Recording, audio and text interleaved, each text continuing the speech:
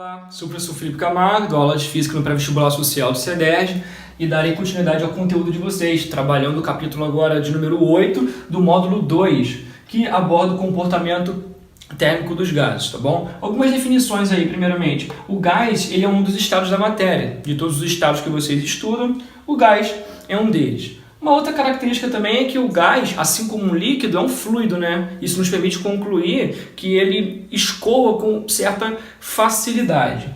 Uma outra questão bastante interessante também é o fato da compressão e a expansão do gás ela ocorrer com uma certa facilidade. O gás, pela característica de fluido e das suas características aí de compressão e expansão, ele tende a ocupar todo o volume disponível para ele. Então, à medida que a gente diminui o volume, o gás, se não escapar, né, ele tende a ficar ali dentro com um volume menor, mas se eu expandir esse volume, o gás tende a expandir também, preenchendo toda a região disponível para ele. Tá? Para caracterizar o estudo dos gases, a gente precisa compreender essas três grandezas aqui: a pressão, o volume e a temperatura. Dos capítulos anteriores, né, vocês viram aí que a pressão ela é uma grandeza física que está relacionada à força que é aplicada em cima de uma determinada área. Se vocês não lembrarem, dá uma voltada nos capítulos anteriores aí.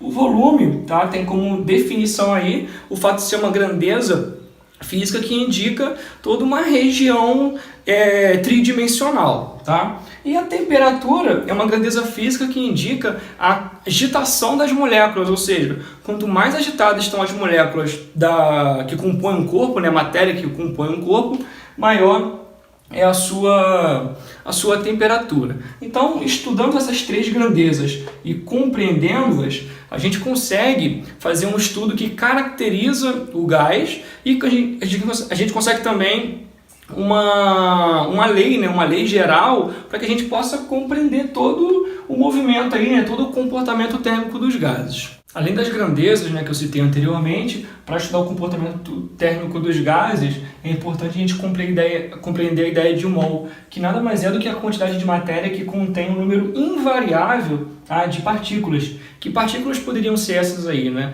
Então eu estou falando aí de íons, eu posso estar falando de uma certa quantidade de átomos, eu posso estar falando também de uma certa quantidade de moléculas, tá? E essa quantidade invariável é conhecido como número de Avogadro, ou constante de Avogadro, que equivale a 6,02 vezes 10 a 23 partículas, né? Lembrando que pode ser átomo, molécula, íons, depende de cada caso, tá? E como é que se calcula esse número de mols, tá bom? Simbolizado pela letrinha M, para calcular o número de mols, basta pegar a massa da substância e dividir pela sua massa molar, tá? A massa molar é característica da substância que está sendo analisada no momento. Chegando agora no principal objeto de estudo da nossa aula, tá? Que é compreender aí a lei dos gases perfeitos, tá? Também conhecido como gases ideais. Lembrando que um gás ideal, tá? Com uma certa aproximação, a gente considera quando nós temos um sistema aí com baixa pressão, né? Muitas partículas e baixa pressão, e essas partículas elas não interagem entre si de forma intermolecular, ou seja, a gente considera apenas as colisões entre as partículas que compõem o gás, e a resultante intermolecular dessas partículas é nula, tá? Então a gente chega nessa seguinte relação aqui, ó, que o produto da pressão no qual o gás se encontra pelo volume que ele ocupa dividido pela sua temperatura é diretamente proporcional ao número de mols, ao número N. Ou seja, quanto maior for o valor dessa parte aqui, maior será o valor de N. E vice-versa, né? Quanto menor for o valor daqui também, menor será o valor do número de mols. Para que nós deixemos aqui, né, essa proporção e possamos chegar numa igualdade para termos uma equação aí para reger a lei dos gases perfeitos, tá? A gente encontra, tá, uma constante chamada constante dos gases ideais, né, ou constante de Clapeyron. Esse símbolo aqui R, tá, nos permite chegar nessa seguinte equação, que P vezes V sobre T é igual a NR, tá? Pegando o T, tá? A temperatura que está aqui no denominador dividindo, passando para o outro lado, multiplicando, a gente chega na seguinte relação: P vezes V igual a nRT. PV igual a nRT. Essa é a lei dos gases perfeitos. Essa aqui é conhecida também como a equação de Clapeyron. Professor, mas e esse valor de R? Você falou que é uma constante, é um valor que é para todos os gases, tá? Não importa qual seja aí a substância que esteja sendo estudada. E o valor é de 0,082 atmosfera-litro por mol Kelvin, ou ainda, se as unidades estiverem no SI, né, no Sistema Internacional, isso equivale a 8,317 joule por mol Kelvin. Preciso gravar esse valor?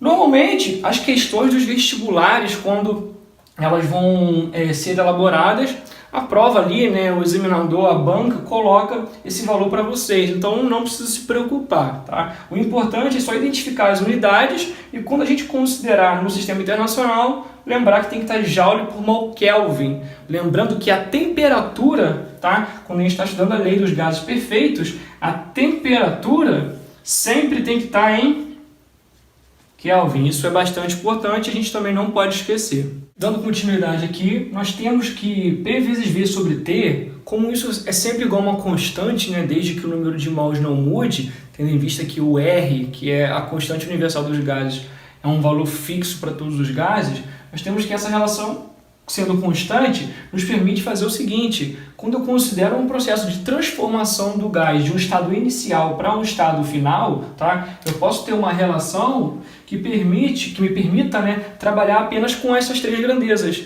com a pressão, com o volume e com a temperatura. Então, considerando no estado inicial a pressão num valor P0, o volume num valor V0 e a temperatura num valor T0, ao passar por um processo de transformação, tá? A gente chegaria no estado final e adotamos aqui os valores de P para a pressão final, V para o volume final e o T para a temperatura final.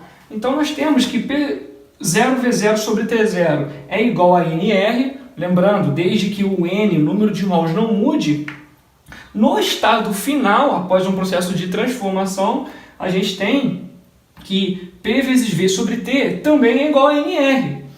Isso permite igualar essas duas expressões, tendo em vista que o produto NR, né, aparece nos dois lados.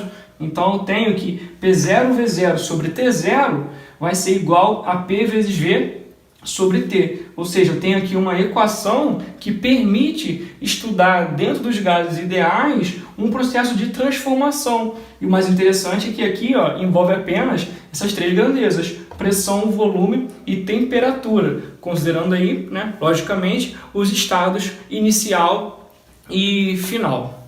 Para encerrar a nossa aula, vou fazer aí uma questão para ajudar a fixar o conteúdo. A questão é a questão de número 1, que se encontra na página 59. Ela diz o seguinte: um gás ideal, inicialmente a temperatura de 0 graus Celsius, é aquecido a volume constante.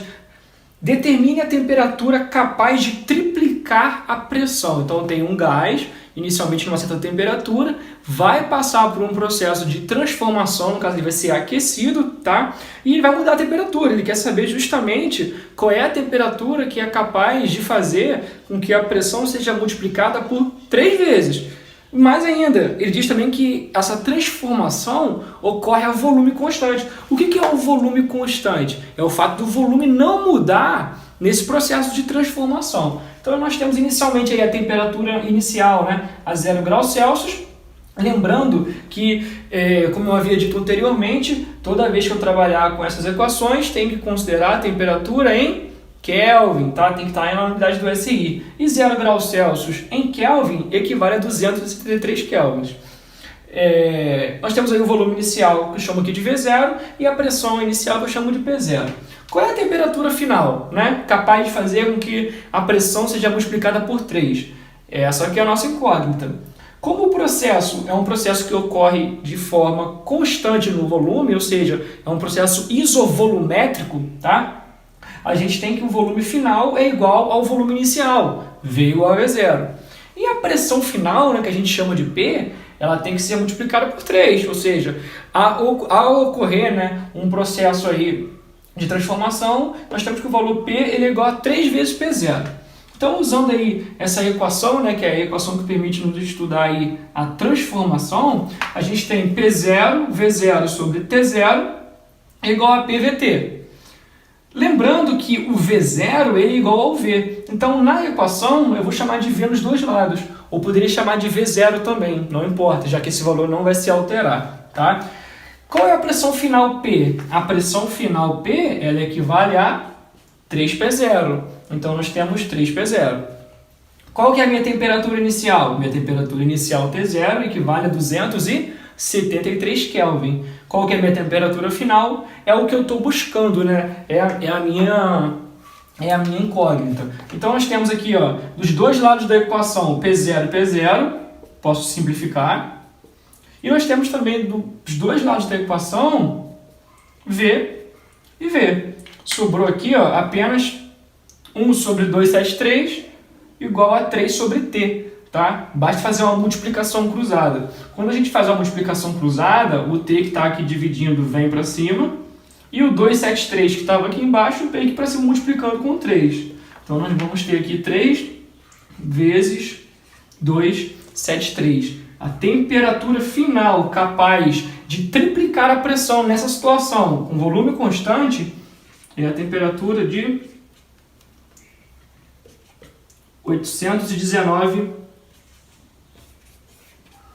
Kelvin, tá? Então, pessoal, estudem aí os conteúdos, façam os exercícios, tá? E um forte abraço.